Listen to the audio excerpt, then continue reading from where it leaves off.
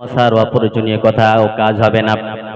এরা একটাও ফালতু কথা বলবে না, ফালতু কাজ করবে না, অপ্রয়োজনীয় কথা বলবে না, অপ্রয়োজনীয় কোনো কাজ করবে না।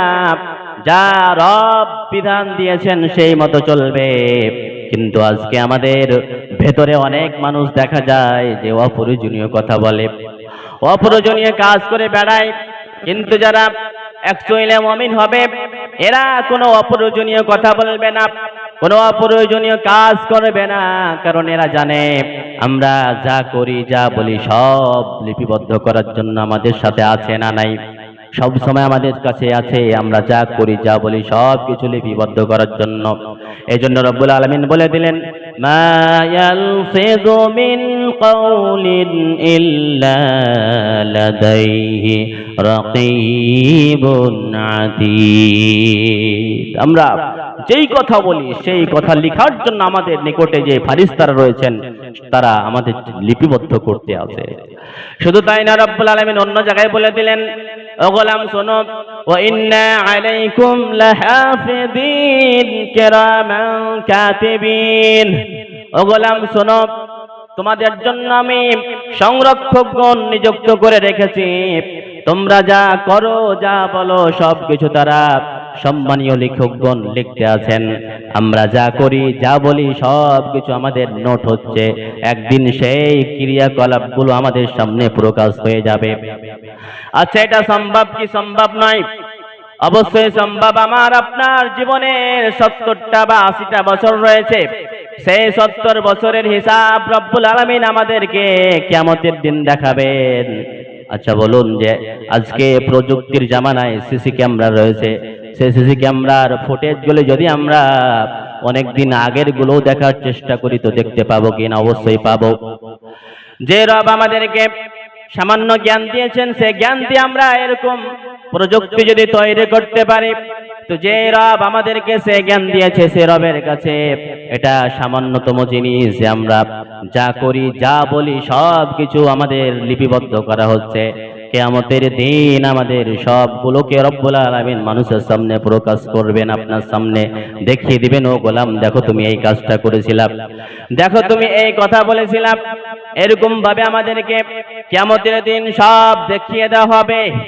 প্রিয় শ্রোতা মণ্ডলী, এইগুলো দেখার পরে যারা অপরাধী, যারা ফাসেক ফাজেরেরা সেই দিন আফসোস করে বলবে, আহারে এই বইটা কেমন, এই কিতাবটা কেমন, যে এই কিতাবের মধ্যে সবগুলো জিনিস লিপিবদ্ধ করা আছে, একটাও ছোট জিনিস বড় জিনিস কিছুই ছাড়ে না, এই সবগুলো লিপিবদ্ধ করা রয়েছে।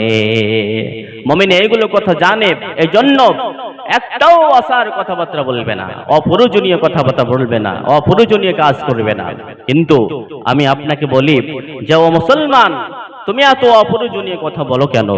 তুমি চায়ের দোকানে গিয়ে 3 ঘন্টা 4 ঘন্টা ধরে অপ্রয়োজনীয় কথা বলো, ফালতু কথা বলো, এক অপরের পরনিন্দা পরচর্চা গীবত করে বেড়াও। এইগুলো তো তোমার কিয়ামতের দিন তোমার পর্দা ফাঁস হয়ে যাবে, এগুলো তোমার সামনে প্রকাশ করা হবে, তখন তুমি কি করবা? আমাদেরকে অপ্রয়োজনীয় কথা থেকে বাঁচতে হবে। আমরা খামোখা কারোর পিছনে লাগবো না। এই যে চায়ের দোকান একটা এমন একটা পরিবেশ সৃষ্টি করে রেখেছে প্রত্যেক জায়গাতে, যে যেখানে চায়ের দোকান আছে 5-7টা মানুষ বসে গিয়েছে, কার মেয়ে কেমন, কার বউ কেমন, কে কেমন, এইগুলো নিয়ে সারাক্ষণ আলোচনা করে। এইগুলো আলোচনা থেকে আমাদেরকে বিরত থাকতে হবে। চায়ের দোকান থেকে, চায়ের দোকানে বসা থেকে আমাদেরকে বিরত থাকতে হবে। কারণ চায়ের দোকানে ভালো কোনো কিছু আলোচনা হয় না, কোনো কিছুই আলোচনা হয় না, সেখানে গুনার জিনিস ছাড়া অন্য কোনো ভালো কিছু আলোচনা হয় না। এই জন্য যারা মুমিন ব্যক্তি আছেন, যারা 5 ওয়াক্তের নামাজি ব্যক্তি আছেন, এই লোকগুলিকে আমি অনুরোধ করব, আপনারা যদি গীবতের মতো একটা বড় গুনাহ থেকে বাঁচতে চান, তাহলে এই চায়ের দোকানে বসা যাবে না। চায়ের দোকানে বসছেন না, আপনার চা খাওয়া লাগবে, তো আপনি চাটা শুধু খেয়ে চলে আসেন। কিন্তু আপনি এমনটা করেন যে চা নিয়ে নিয়েছেন 1 কাপ, আর একবার করে নিচ্ছেন চা আর গল্প শুরু করছেন। এইরকম করতে করতে একটা চা আপনি আধা ঘন্টাতে শেষ করছেন, এরপরে বসে বসে গল্প করতে আছেন। এগুলো থেকে বাঁচতে হবে, এগুলো থেকে বিরত থাকতে হবে। বিশেষ করে আমরা যারা মুসলিম রয়েছি, কারণ আপনার দ্বারা যদি গীবত হয়, মানুষের পরনিন্দা পরচর্চা হয়, তাহলে এটা আপনি আমার হুকুকুল ইবাদ যেটা আছে সেটা নষ্ট করলাম, আমি অন্যের ইজ্জত নষ্ট করলাম, ইজ্জত হরণ করলাম। কিয়ামতের দিন এই ইজ্জত হরণ করার জন্য আমাকে আপনাকে আমার নেকি থেকে কেটে টাকা দিতে হবে। আপনারা সকলে এরকম একটা মাশহুর হাদিস শুনেছেন যে বিশ্বনবী সাল্লাল্লাহু আলাইহি সাল্লাম একদিন বলছেন, ও সাহাবীরা বলো তো আমাদের মধ্যে সবচাইতে মুফলিস ব্যক্তি, গরীব ব্যক্তিকে? সাহাবীরা বললেন, হুজুর আমরা তো এটাই জানি যে আমাদের ভিতরে সবচাইতে গরীব মানুষ হচ্ছে সেই ব্যক্তি যার অর্থ সম্পদ কিছু নেই, সেই গরীব। বিশ্বনবী সাল্লাল্লাহু আলাইহি সাল্লাম বললেন, না, সে গরীব নয়, গরীব হবে সেই ব্যক্তি যে কিয়ামতের দিন অনেক নেকির পাহাড় নিয়ে আসবে, চারিদিকে তাকাবে শুধু এদিকে নেকি, এদিকে নেকি, এদিকে নেকি, মনে হবে সে জান্নাতে চলে গিয়েছে, এরকম মানুষ। কিন্তু পরক্ষণে যে ওই লোকটার জান্নাতে যাওয়ার সময় হবে, সেই সময় যে ওই লোকটি দুনিয়াতে হুকুকুল ইবাদ, বান্দার হক নষ্ট করেছে, বান্দার অধিকার নষ্ট করেছে, সব হকদার পাওনাদার সেখানে চলে আসবে, এসে হকদার চাইতে শুরু করবে যে আল্লাহ এই ব্যক্তি আমার উপরে জুলুম করেছে, এই ব্যক্তি আমার উপরে গীবত করেছিল, আমার জন্য আমার গীবত করেছিল, এরকম নানা কথা নিয়ে আপনার সামনে হাজির হয়ে যাবে। তখন আল্লাহ পাক রব্বুল আলামিন বলবেন, ও ফারিস্তারা তোমরা কি করো? যেই পরিমাণে পৃথিবীতে সেই ব্যক্তি এই ব্যক্তির উপরে অন্যায় করেছিল, জুলুম করেছিল, সেই পরিমাণে নেকিগুলো কেটে কেটে ওইদেরকে, হকদারদেরকে, পাওনাদারকে দিয়ে দাও। এবার আপনি যত বান্দার হক নষ্ট করেছেন, আপনার নেকি থেকে কেটে দিতে দিতে দিতে দিতে আপনার নেকি ফুরিয়ে যাবে, আপনার নেকি শেষ হয়ে যাবে। এখনো পর্যন্ত আপনার নেকি শেষ হয়ে গিয়েছে, কিন্তু পাওনাদার শেষ হয়নি। এবার ফারিস্তারা বলবেন, ও রব, এর তো সব নেকি শেষ হয়ে গিয়েছে, কিন্তু এত পাওনাদার এখনো শেষ হয়নি, আল্লাহ এখন কি করব? আল্লাহ বলবেন, ও আমার ফারিস্তারা তোমরা শোনো, ওই যে যাদের প্রতি সে অন্যায় করেছে, জুলুম করেছে, সে যেই পরিমাণ করেছে সেই পরিমাণ ওদের থেকে তোমরা গুনাহগুলিকে নিয়ে এর উপরে চাপিয়ে দাও।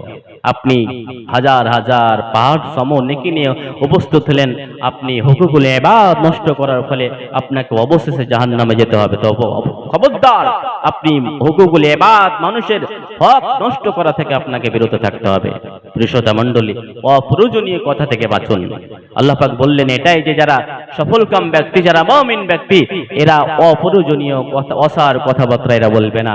কারণ বিশ্বনবী সাল্লাল্লাহু আলাইহি সাল্লাম হাদিসের মধ্যে বলছেন যে মান সামাতা নাজা, যে ব্যক্তি চুপ থাকলো সে পরিত্রাণ পেয়ে গেল। আপনি যত চুপ থাকবেন তত আপনার জন্য বেশি ভালো।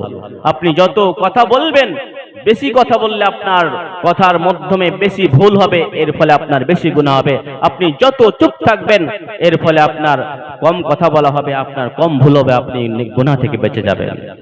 তো আপনারা আমাদেরকে চেষ্টা করতে হবে যে আমরা কম কথা বলবো।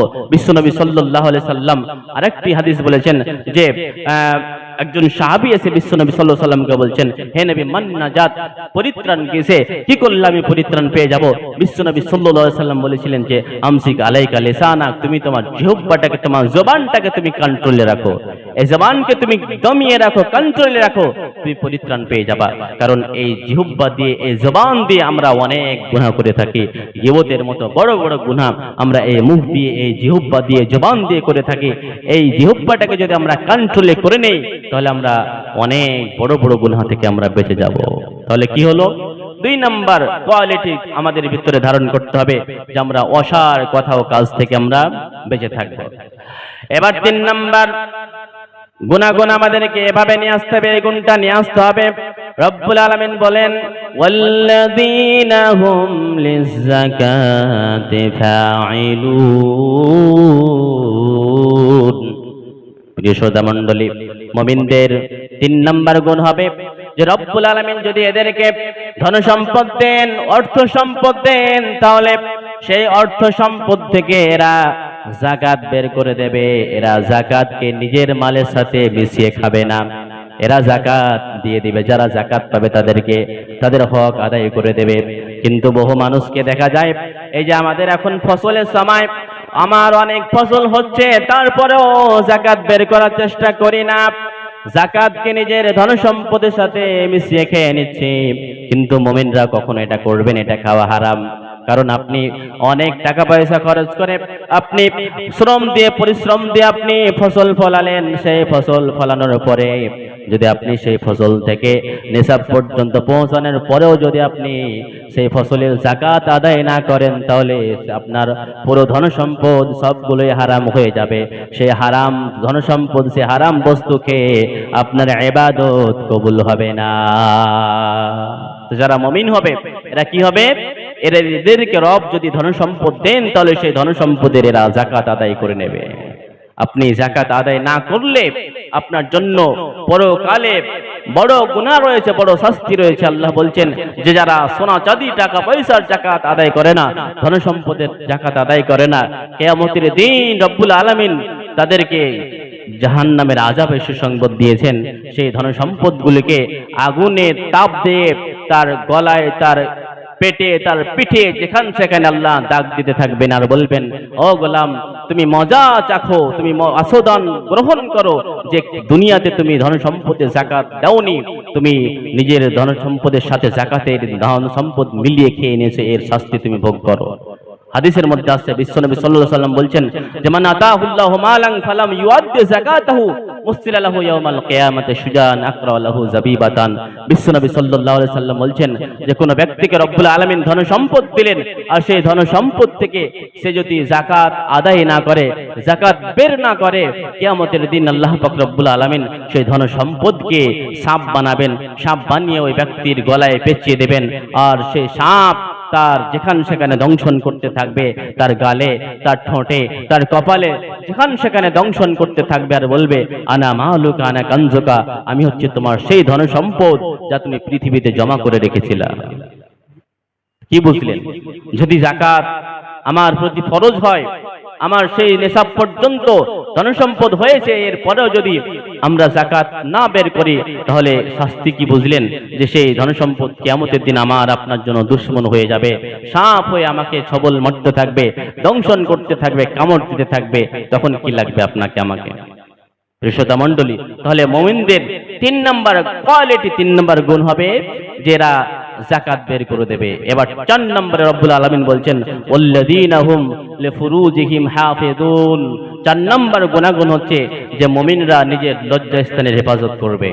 প্রিয় মণ্ডলী, সময় অনেক হয়ে গিয়েছে, এখন এমন পরিস্থিতি হয়েছে যে যতই আলোচনা হাদিস কোরআন থেকে হোক বা আর কিছুই হোক, মানুষ বেশি রাত্রি হয়ে গেলে মানুষ আর সাথ দেয় না। যেরকম রাত্রি 12টা বেজে যায়, তো মানুষেরও 12টা বেজে যায়।